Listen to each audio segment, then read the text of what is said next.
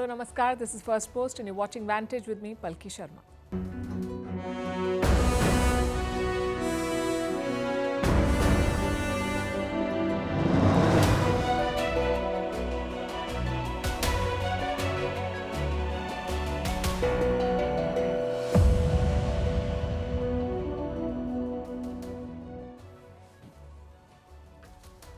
Happy to be back in the studio, even more with what we have to report tonight. China is changing its tune, praising India and hurrying up the normalization.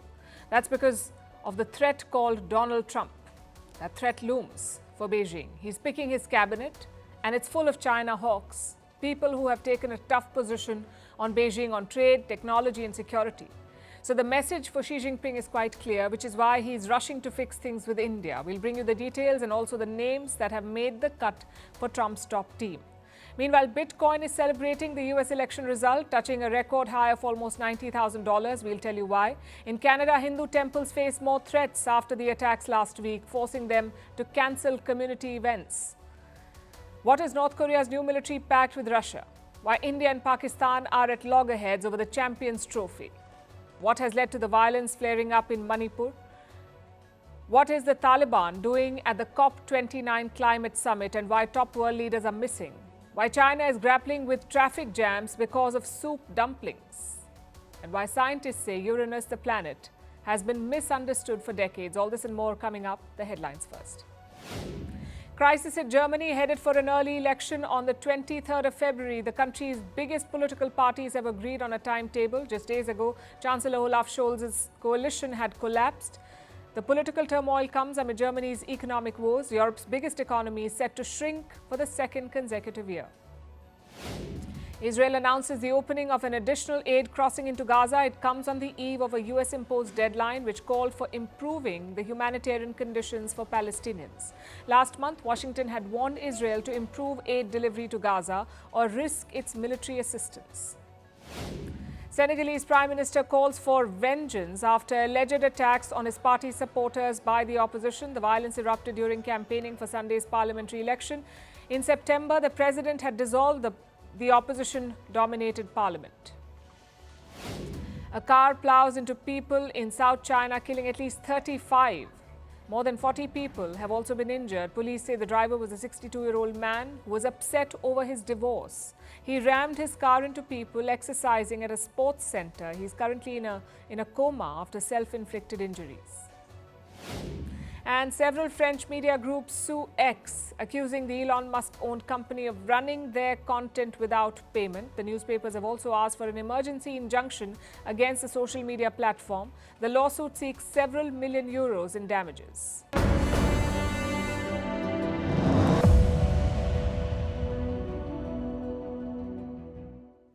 Ever since Donald Trump has won the US election, governments across the world are trying to figure out what his second presidency will mean for them.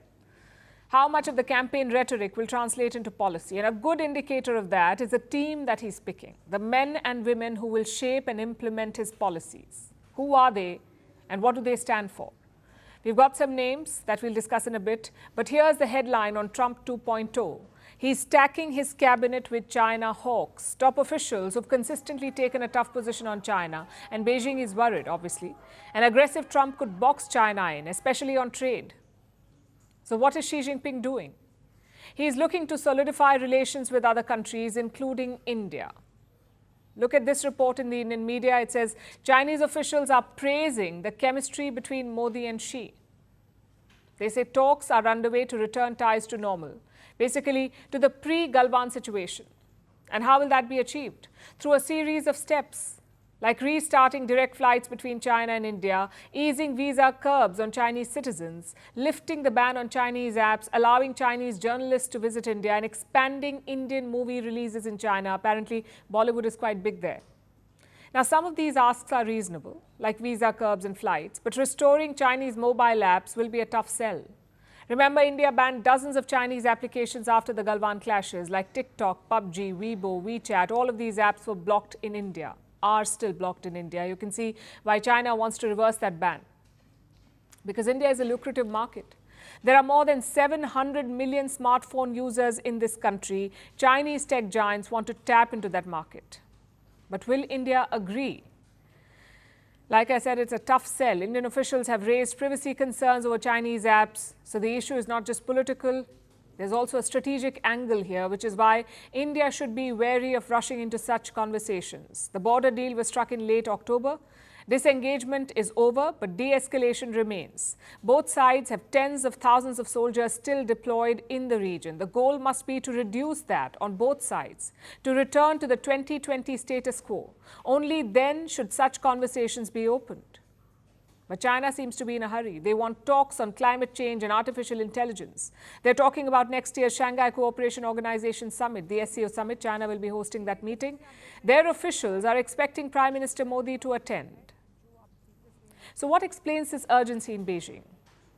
Perhaps Donald Trump. America is China's biggest trading partner. They export goods worth more than $560 billion to the US. Imagine a 60% tariff on this trade. 60. Chinese exporters would lose out big time. Maybe that explains China's urgency. They feel India and China are on the same boat. Their officials say both sides should work together to navigate the Trump presidency. But is that true, this assessment? Are India and China really on the same boat? Well, New Delhi does not think so, and rightly so. Foreign Minister Jaishankar spoke about Trump 2.0. He said a lot of countries are nervous about his return, but India is not one of them. Prime Minister was among the first 3 calls, I think, that President Trump took. And look, India, Prime Minister Modi has actually built rapport across multiple presidents. I know today a lot of countries are nervous about the US, okay? Let's be honest about it. We are not one of them. So how should India respond to China's push for normalcy? Respond with caution. Remember, time is on India's side. We have no major issues with Donald Trump, but China cannot afford to wait. They need to prepare for the looming trade war with the US. Plus, Beijing continues to downplay the border. Listen to what their officials have said. The border issue has to be resolved at a faster pace, but we don't think that that issue should be at the center of the relationship. Well, India's position is quite the opposite. Fix the border, then focus on normalization. That's why it took so long to strike a border deal. China kept saying, forget the border. India kept saying, that's our first priority. Chances are this policy will continue, at least on New Delhi's side. China will have to earn India's trust at the border, complete the de-escalation, allow seamless patrolling, and restore the 2020 status quo. Until these steps are completed, India should remain alert and cautious.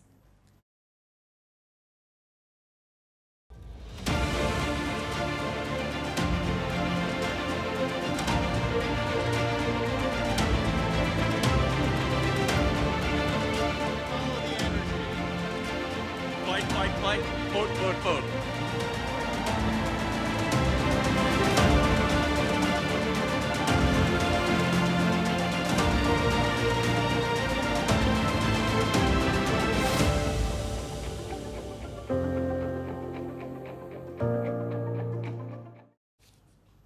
Now let's tell you about Donald Trump's team. The full list is still in the making, but some key positions appear to be locked in, like Secretary of State, National Security Advisor, and the Border Control Chief. These are the top officials in any government. So who has been chosen for these posts, and what does it say about Trump 2.0? Let's start with the Secretary of State, basically America's foreign minister. It will most likely be this man, Marco Rubio. He's a senator from Florida. He ran against Donald Trump in 2016, but now he's a close ally. And his politics? Well, Rubio is a foreign policy hawk. He advocates aggressive tactics against American rivals, especially China, Venezuela, and Iran. He has questioned Chinese technology, Chinese industrial policy, and China's attempts to dethrone the US dollar. So Marco Rubio is very anti-China. And he's also very pro-Israel. He has refused to blame Israel for the civilian deaths in Gaza. He says it's 100% Hamas's fault. So Rubio, as foreign minister, would be a message to China, Israel, and Iran. Then we come to Trump's second pick, Mike Waltz. He will be the national security advisor, most likely. Now, Waltz is a congressman from Florida. He's a retired army colonel, and he too is a China hawk. What's more, he is a co-chair of the India Caucus. What is the India Caucus? It's a group that promotes relations between India and the US. It influences Washington's policy vis-a-vis India. The India Caucus is bipartisan. It has both Democrats and Republicans as members. And now the man heading it, co-chairing it, will be America's national security advisor. So this would be a message to India. Mike Waltz also serves on the Foreign Affairs Committee. He says the US needs to do more in the Indo-Pacific. If not, China may have the advantage. Now, both these choices make one thing clear. Trump 2.0 will focus heavily on China and not the good kind of focus. Whether it's trade or technology or chips, expect Donald Trump as president to ramp up the pressure on Beijing. And there's one more thing to note. Unlike Trump, Rubio and Waltz are not isolationists. An isolationist is typically someone who opposes involvement in the wars and affairs of other countries. Donald Trump does that. He is an isolationist. But Waltz and Rubio are not. Waltz had asked Biden to redeploy soldiers to Afghanistan. And Rubio openly backs Ukraine. Now, both men have recently diluted their positions to match Trump. But their past record is quite different. It was interventionist, not isolationist. Perhaps some relief for Europe and Ukraine there. And now the final foreign policy pick, the US ambassador to the United Nations. Trump has selected a congresswoman, Elise Stefanik. She doesn't have a lot of experience, but she is a staunch ally of Donald Trump. She shot to fame earlier this year when she grilled college principals for pro-Palestine protests. So her politics matches with Trump. And that wraps up foreign policy. Now let's look at the domestic departments. Donald Trump has picked Lee Zeldin to lead the Environment Protection Agency, or the EPA. Now Zeldin is a former congressman from New York. It's a strange pick because he does not have the credentials for this job. He never talked about the environment on the campaign trail, but he's still been chosen again because of loyalty. In 2020, he voted against certifying Joe Biden's election victory. I guess Trump is now rewarding him for that. He's likely to pick another loyalist for Homeland Security. Homeland Security is like America's home ministry. And the chosen one is Kristi Noem. She is the governor of South Dakota. She was on the short list for Trump's running mate. If confirmed, she'll have a big role to play now because Trump is planning a mass deportation program. He wants to round up illegal migrants and send them back to their home countries. And for that, he needs Homeland Security. A few other names are also floating around, like Linda McMahon for Commerce Secretary. She's a former CEO of World Wrestling Entertainment, Commerce Secretary. And Bill Hagerty for Treasury Chief, a senator and former ambassador. Now, there's still no clarity on the two big appointments, the two biggest appointments, in fact, Pentagon Chief and Attorney General. And why are they the most important? Because Trump has grand plans for them. In his first term, he faced resistance from the Pentagon. He had 5 different defense secretaries. Now, Pentagon is like America's defense ministry, and the defense secretary is the equivalent of a defense minister. Trump had 5 of them in 4 years. They abandoned him. Some generals even called him a fascist. So this time, Trump has a new plan: install a loyalist in the Pentagon, a yes man who will carry out his orders, whether it's firing so-called woke generals or ending diversity training or rolling back NATO commitments. Same with the Justice Department. It is headed by the US Attorney General. Last time, Trump fired his first Attorney General. The second one said Trump should be nowhere near the White House. So what's the plan this time? Again, to install a loyalist. Trump's team says that this is going to be the most important pick. The Attorney General can influence investigations, target political rivals, and let Trump off the hook in his own cases. You may have noticed some names missing from this list, like Vivek Ramaswamy, Elon Musk, Robert Kennedy Jr. Have they been snubbed? Well, not necessarily. Vivek Ramaswamy could still end up heading the Education Department. Musk is likely to be an advisor, not a secretary. And RFK Jr. will most likely end up at the Health Department. This is what the new team is looking like, but appointments are not the hard part. Stability is, continuity is. Trump needs to make sure that he doesn't burn through secretaries like he did the last time. Remember, some of these appointments have to be confirmed by the US Senate. So replacing these people is going to be time-consuming. To avoid that, he's stacking the cabinet with loyalists.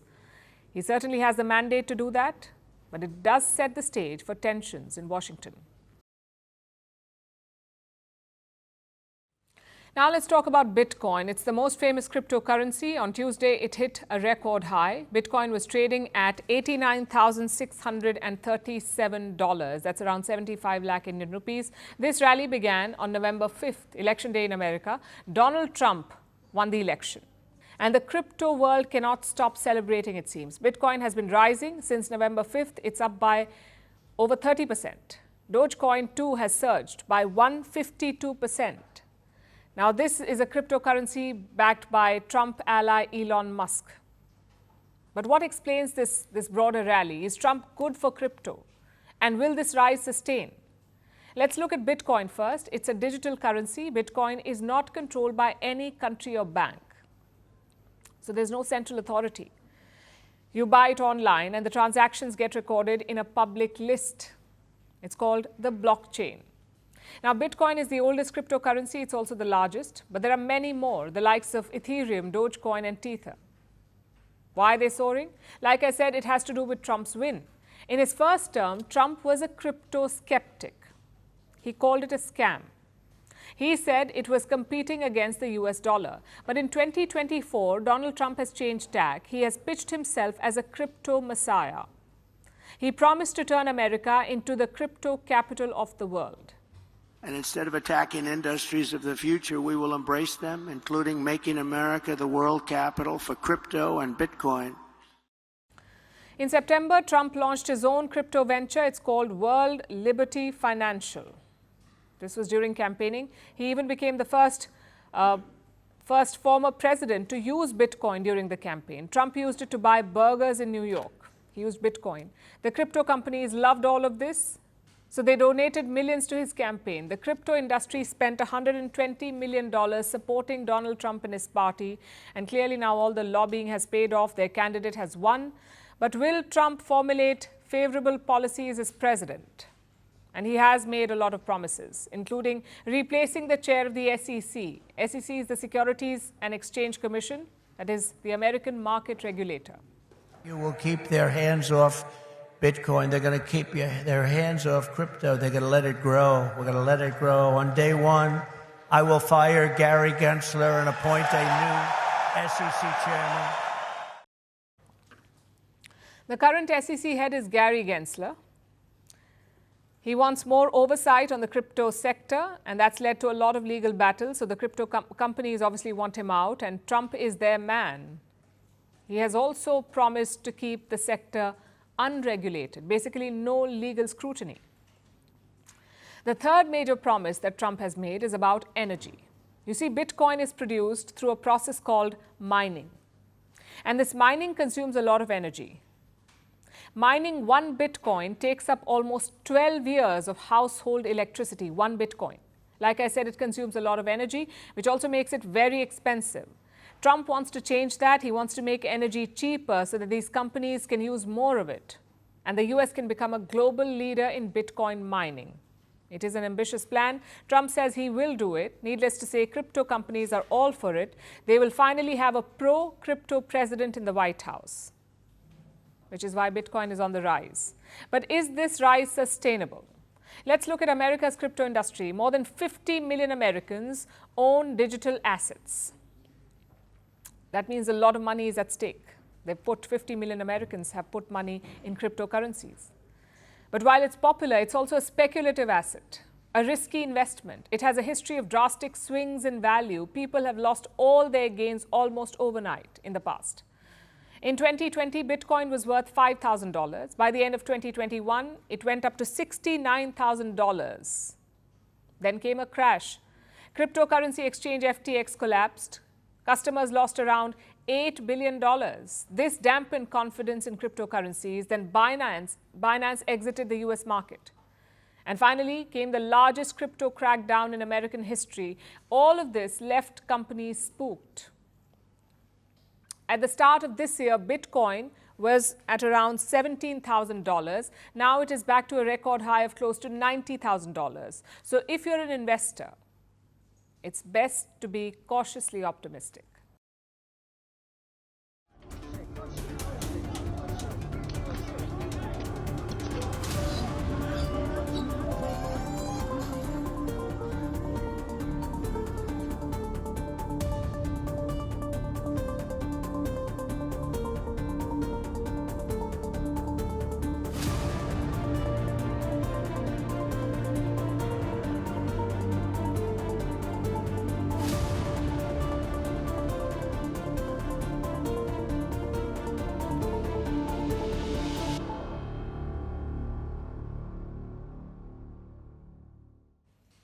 To Canada now, where Khalistani terrorism is on the rise under the patronage of Prime Minister Justin Trudeau.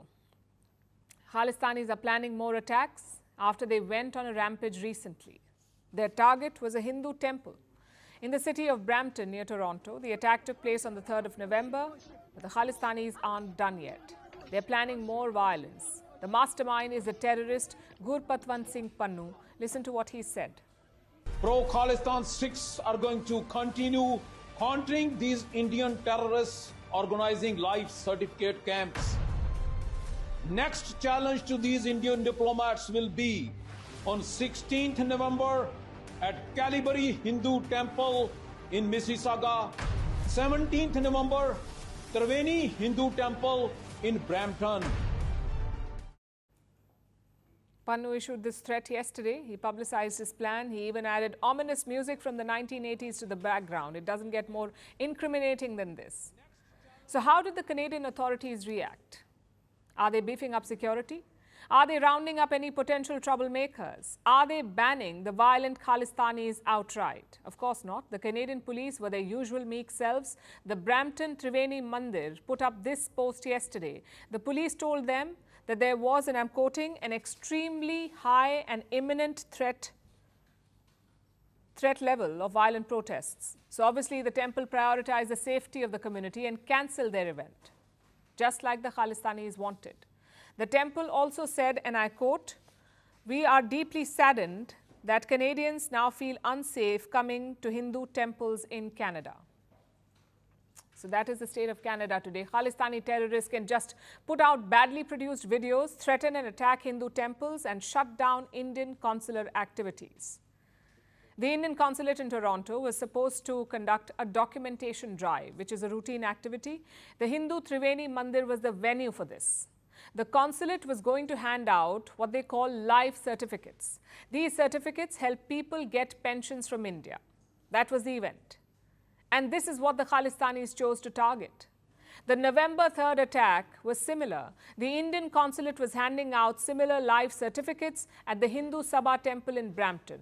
More than 1,000 people had gathered there, mostly older Indians, and that is where the Khalistanis attacked. This is what Pannun and his pals have declared war on. And here's what the Indian consulates have done. They've been asking for additional security, so they can issue the certificates to the people who need them. But the Canadian police have been quite useless.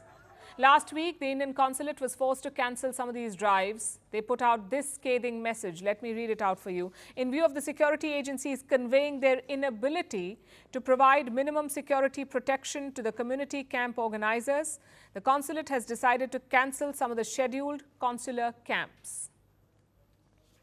This was last week, before Pannun's latest video.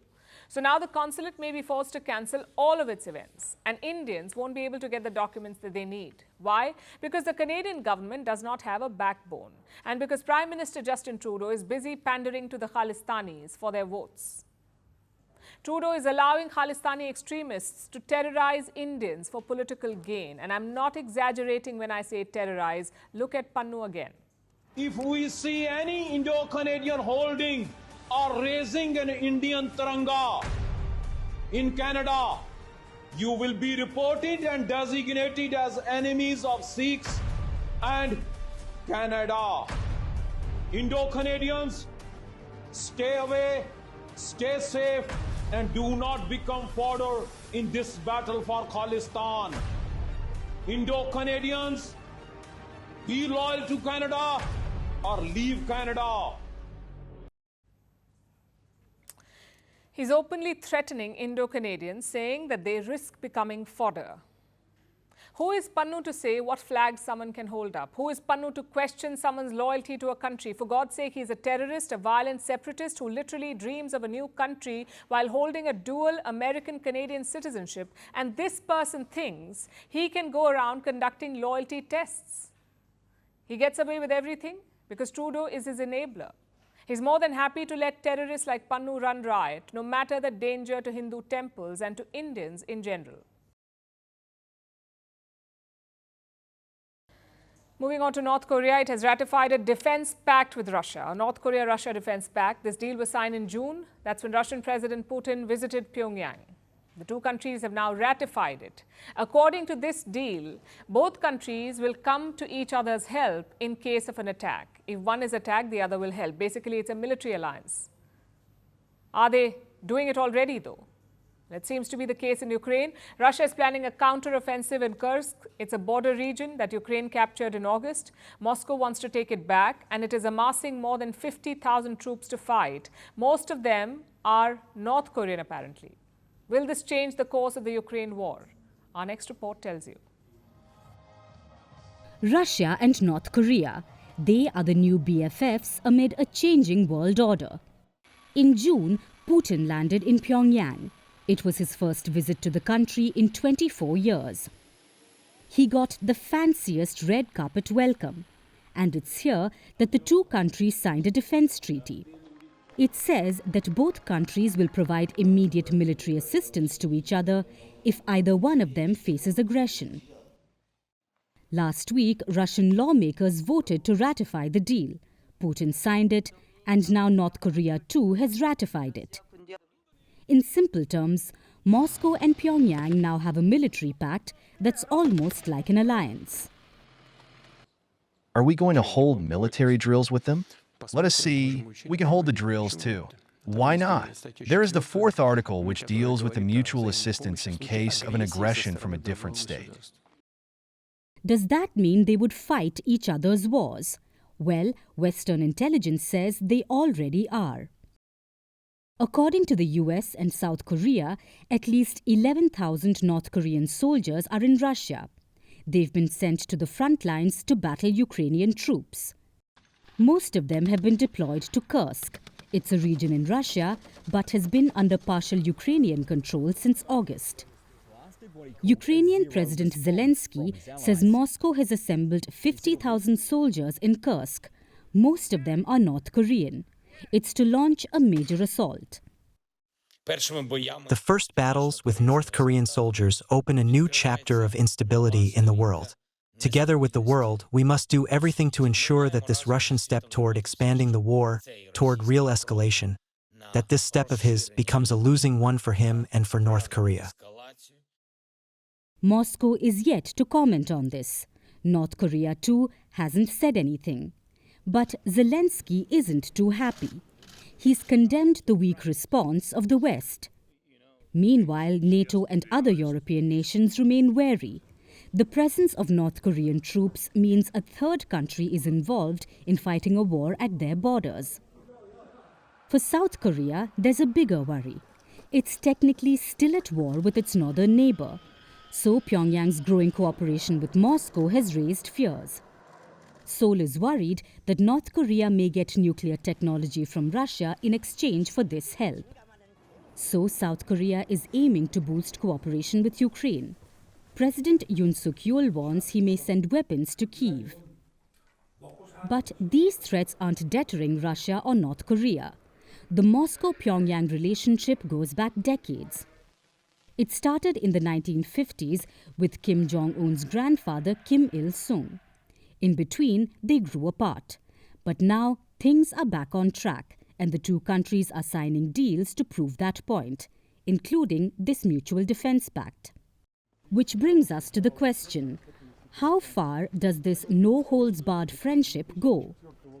Well, there's nothing organic about this. The two countries may seem like BFFs, but they both have their own motives.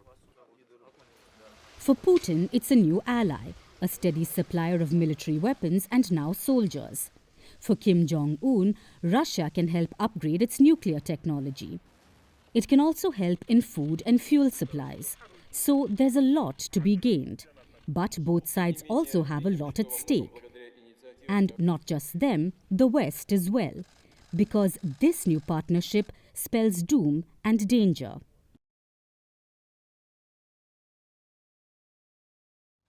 It's India versus Pakistan at the Champions Trophy. Don't worry, the tournament has not started yet. I'm talking about the battle off the pitch.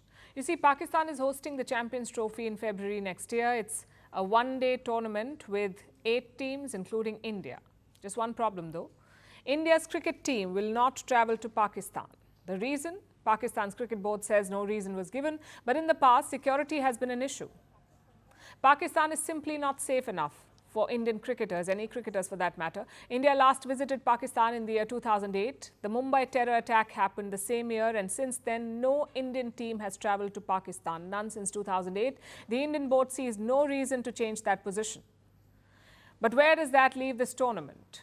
One option is to hold a hybrid competition. All other teams can play in Pakistan, can play the matches in Pakistan if they want to. India would play its matches elsewhere, maybe in the UAE or in Sri Lanka.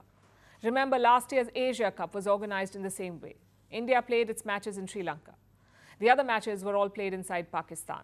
But this time, the Pakistan Cricket Board is not budging. They say a hybrid model is not possible. Instead, they are reaching out to their government and to the ICC for advice. The ICC is the International Cricket Council. It is the global cricketing authority. They decide on venues and tournament structures. So Pakistan's Cricket Board is leaning on its government and the ICC. Reports say the government will back the board, basically tell them to reject a hybrid model. So that leaves the decision to the ICC. We'll take a closer look at their options. But before that, some background. Why is this such a big deal? Well, for Pakistan, it's a grand comeback on the cricketing stage. Think back to the year 2009. The Sri Lankan team was attacked by terrorists in Lahore. After that, countries stopped touring Pakistan. Cut to 2019, cricket resumed, although on a very small scale. Which is why this Champions Trophy is so important for them.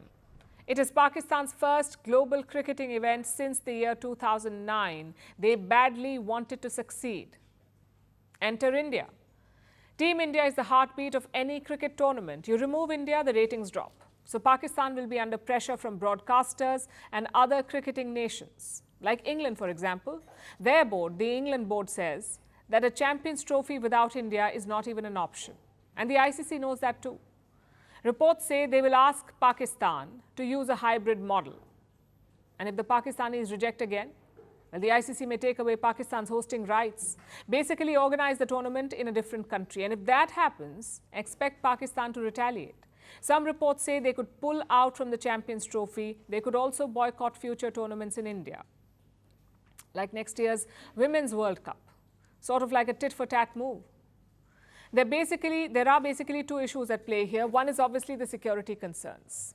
Pakistan has reported more than 780 terror attacks this year, 780 attacks. They have claimed more than 950 lives. Last month, in October, we saw the second worst month in terms of terrorist attacks. Just last week, we saw a terror attack in Quetta. So New Delhi has a valid reason to not send the Indian cricket team there. We are not just talking about cricketers, we are talking about sporting ambassadors of India. Secondly, there's a political angle. The Pakistani Cricket Board is headed by Mohsin Naqvi. He also doubles up as the country's interior or home minister. Here in India, the Cricket Board is run by Jai Shah, who is the son of India's Home Minister Amit Shah. So expect political tensions to also rise. Jai Shah will also take over as ICC president in December. So India has a lot of clout at the ICC. If it comes to picking between India and Pakistan, most members will anyway pick India. So Pakistan's best option is to give in, to host a hybrid tournament. That way their broadcasters will be happy, Team India will be happy, and the tournament will largely stay in Pakistan. The other option is to fix their security situation. That involves going back in time to stop supporting terror groups at home. Knowing their history and their present circumstances, option one seems more viable.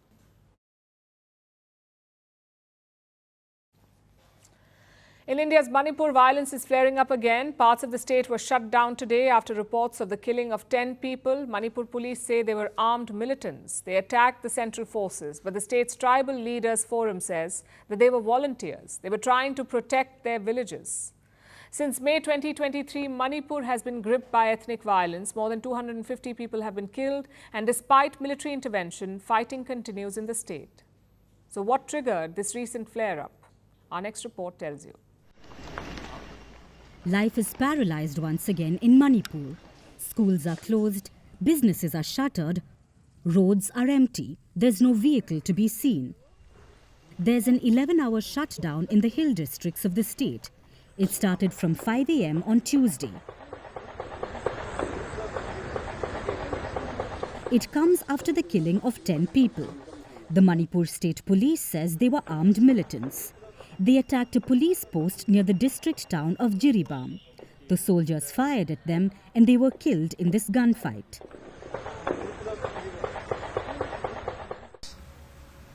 We found that there were a lot of casualties.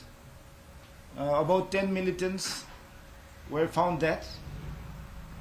2 old persons, senior persons, were found burned to death.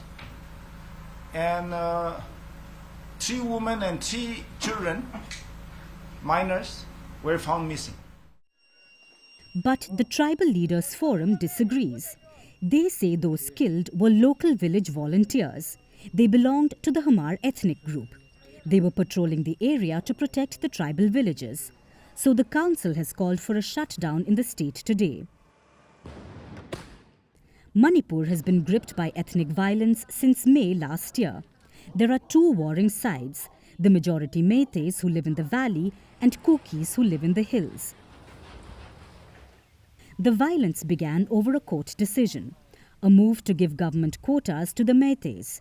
The minority Kukis did not like this. They said their benefits were being diluted.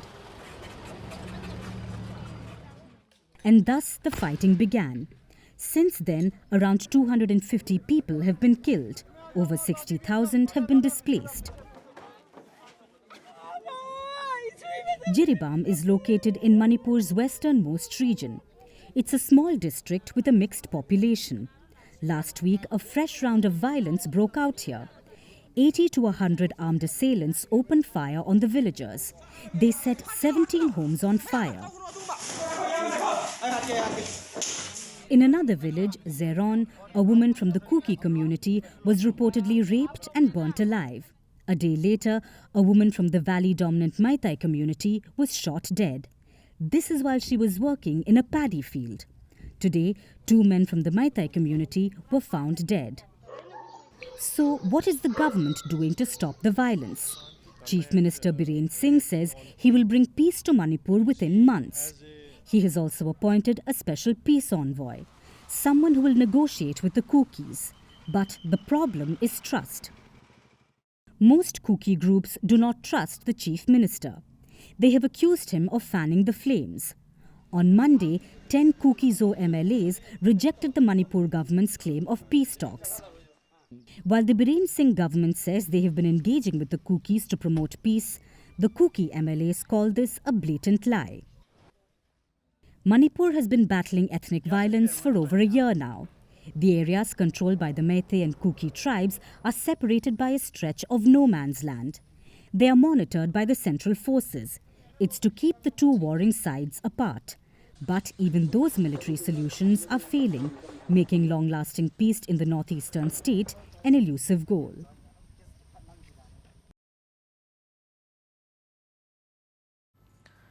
Our next story is about the UN Climate Summit, the annual event where the world comes together to wring their hands in despair, to give grand speeches and to achieve nothing of real value. We're talking about the COP Climate Summit. This year, it's the 29th edition, the COP29. It's being held in Azerbaijan, one of the world's major natural gas producers. I know that sounds absurd, but this is technically a step up from the last time. The COP28 was held in the United Arab Emirates, which is, of course, a major oil producer. So moving from an oil producer to a natural gas producer is an upgrade. But it just shows how ridiculous the whole thing has become.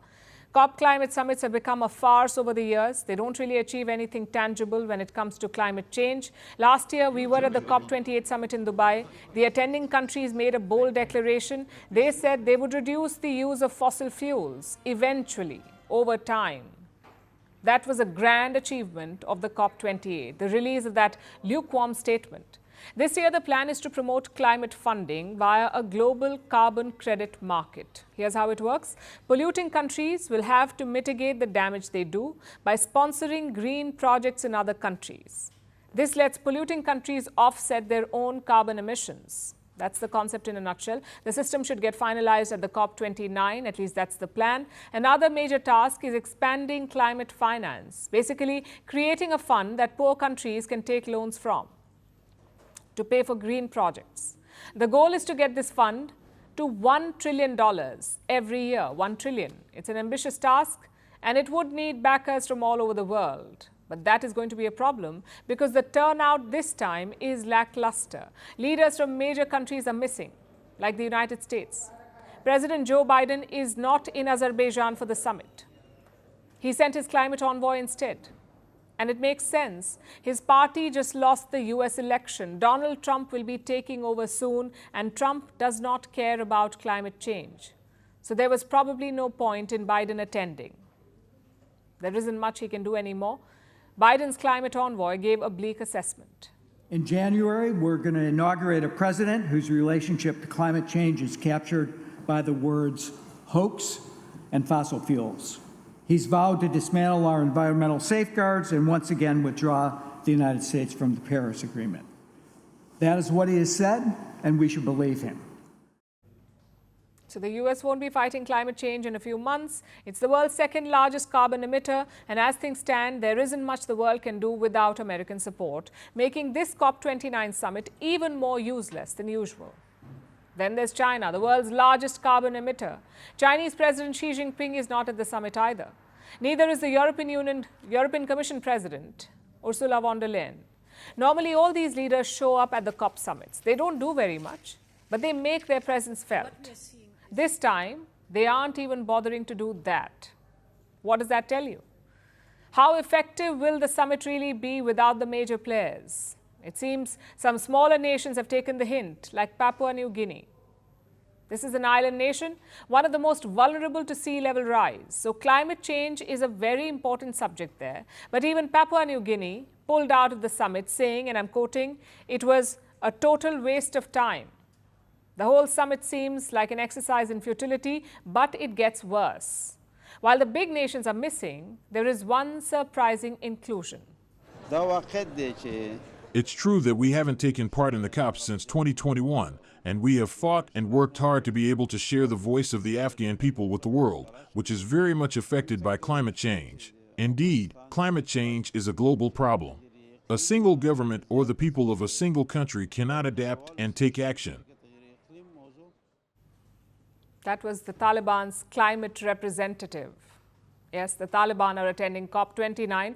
Azerbaijan gave them observer status. They're not a full-fledged delegation because the United Nations has not officially recognized this regime. But it seems like an attempt by Azerbaijan to legitimize the Taliban.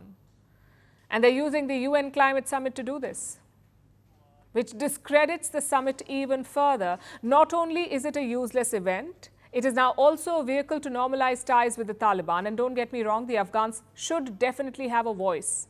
They suffer disproportionately due to climate change. Heavy floods killed more than 300 Afghans this year alone, and they were exacerbated because of climate change, because of global warming.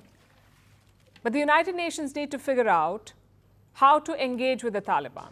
They need a concrete plan of action. They can't just allow the Taliban to get a backdoor entry into global affairs via the COP29. This year's climate summit will be remembered for this, for allowing the Taliban to attend. All other promises will be forgotten or postponed or cancelled by leaders like Trump. So then do we really need the COP summits? Or is it finally time to do away with this farce?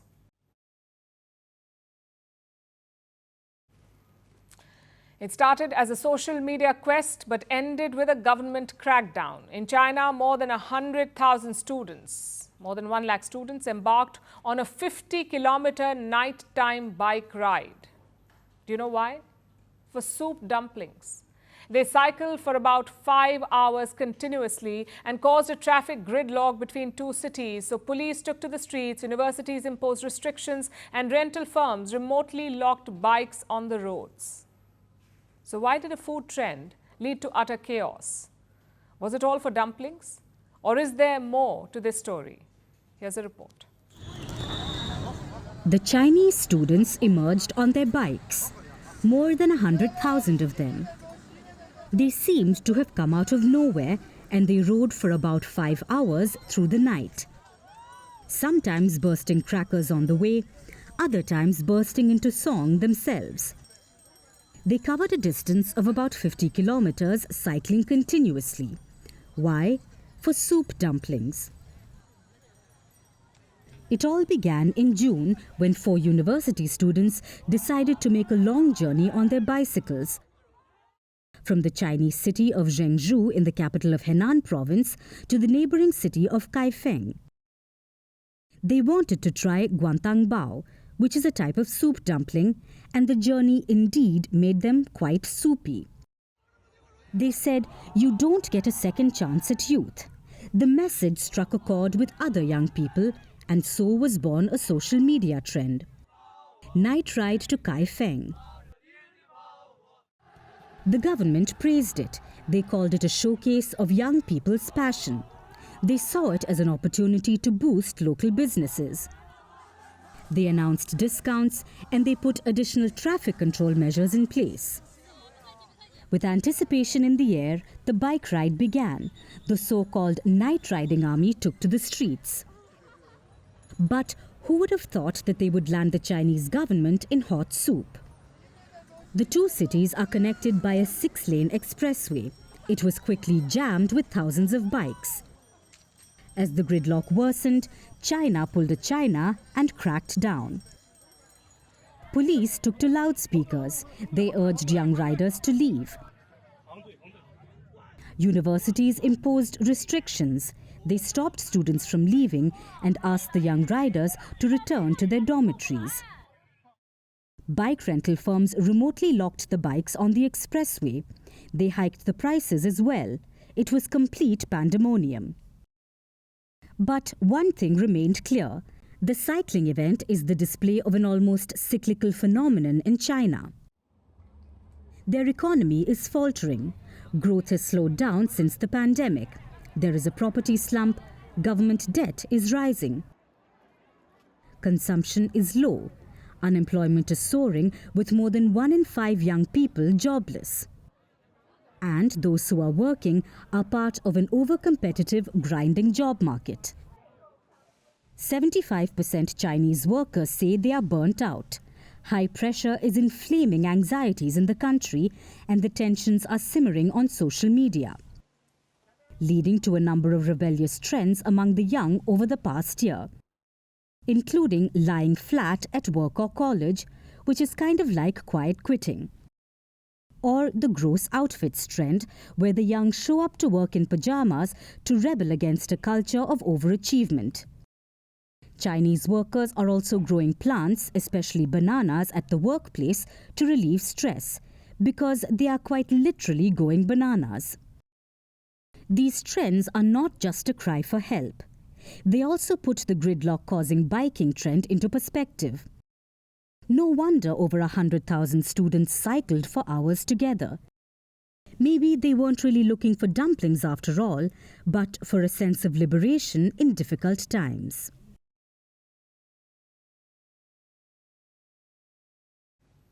They say first impression is the last impression, but apparently this does not apply to Uranus. The 7th planet from the Sun and the coldest in our solar system, humans have only visited it once, for about 6 hours in 1986. Based on this mission's findings, scientists declared Uranus and its moons dead. Nearly 40 years later, new research is out and it upends everything we have understood about this icy world. Apparently, the planet is very much active. Its moons could have oceans and support life. So why did humans get it so wrong the first time? And does life exist on Uranus? Here's a report. This icy ringed world is Uranus. It's the 7th planet from the Sun. It's also the 3rd largest, the coldest, and arguably the weirdest planet in our solar system. But apparently, it's not as weird as we believe. Because according to new research, this enigma of a planet has been fooling us for nearly 40 years. Humans have only visited Uranus once. In 1986, NASA's Voyager 2 made the first and so far only visit to the planet. It took 9 years and traveled 2.8 billion kilometers to reach the mysterious planet. But once the Voyager got there, it spent only 6 hours collecting data. And everything we know about the planet has depended on what happened in those 6 hours, which is where we went terribly wrong, because the Voyager caught Uranus on a bad day. New research shows that when the spacecraft flew past the planet, there was a powerful storm. The sun was raging. It was creating solar wind, so powerful that it changed the landscape of Uranus. When Voyager 2 took a close-up of Uranus, it sent back pictures of the planet and its 5 major moons. And the scientists thought its findings were strange. The spacecraft indicated that the planet and its moons were inactive, which is unlike others in the solar system. The Voyager also showed that its magnetic field was distorted. A planet's magnetic field is crucial. It traps any gases and other materials coming off the planet and its moons. The material could be from oceans or other geological components. And by studying the magnetic field, we can know a lot about the planet. Voyager 2 found that Uranus's magnetic field was quashed, and there were no signs of geological activity, which meant that the planet and its moons were inactive. This came as a huge surprise because it made Uranus one of its kind in our solar system. But this finding was wrong, and the solar storm was to blame.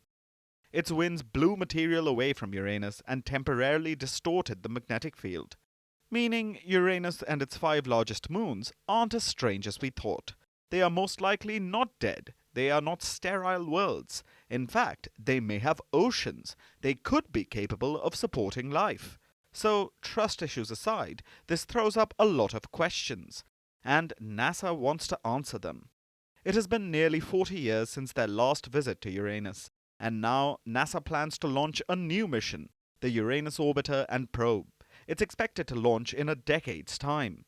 It'll take a closer look at this mysterious planet in the outer reaches of our solar system. And hopefully, understanding Uranus correctly this time will not be out of reach.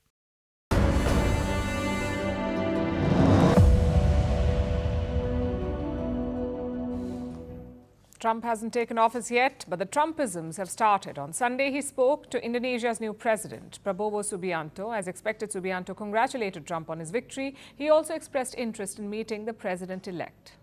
And Trump's response? Your English is so good. He also praised Subianto for the great job that he's doing in Indonesia, which is a bit strange because he's been in charge for less than a month. The internet is having a field day with this conversation. They have zeroed in on Subianto repeatedly calling Trump sir. Listen to this. How are you doing? Everything good? Yes, sir. I would like to congratulate you personally on you. Wherever you are, I'm willing to fly to congratulate you. And your English is so good. All my training is American, sir. Yes, sir. Sir, How are you? Fine, thank you. Protected you, sir. And your English is so good. Yes, sir. Thank you, sir. Sir. I give you credit for that. Thank you, sir. I'll try to. Sir. And your English is so good. At your convenience, sir. Yes, sir. Nice to talk to you. And your English is so good. Thank you, sir. Thank you, sir, Mr. President. Thank you, sir.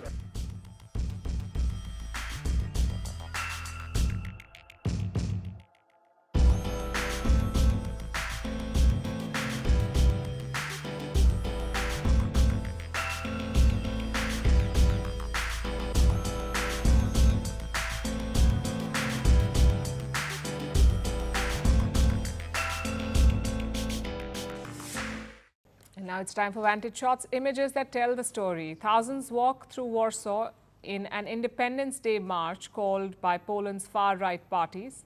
Vatican taps into the AI boom, launching a digital replica of St. Peter's Basilica.